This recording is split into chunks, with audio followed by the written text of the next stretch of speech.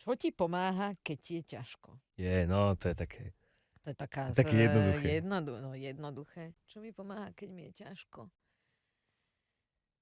Tak láska mi pomáha. Proste, keď je so mnou Jacob, tak to absolútne najviac pomáha. To je úplne, to sa nedá vôbec s ničím porovnať.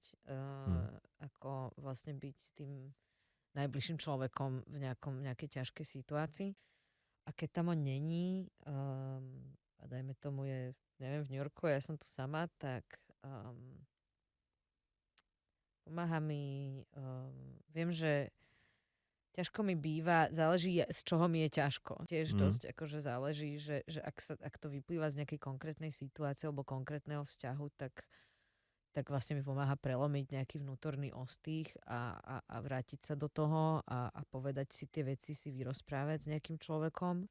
Pokiaľ sa jedná o nejaké, že mi je ťažko, lebo mám toho veľa a proste necítim sa dobre, pomáha mi na to buď naozaj terapia, že to by som veľmi chcela spropagovať, že je to ako psychoterapia dokáže veľmi pomôcť.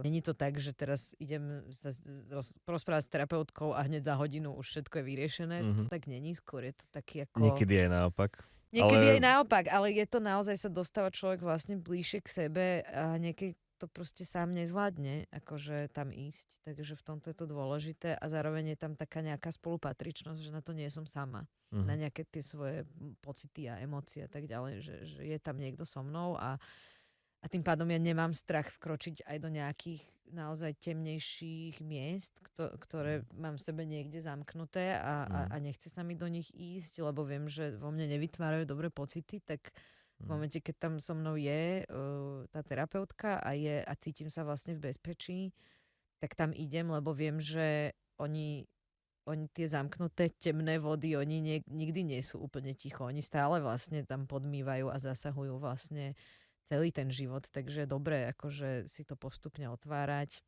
a vlastne tak časovo, ako to človeku vyhovuje.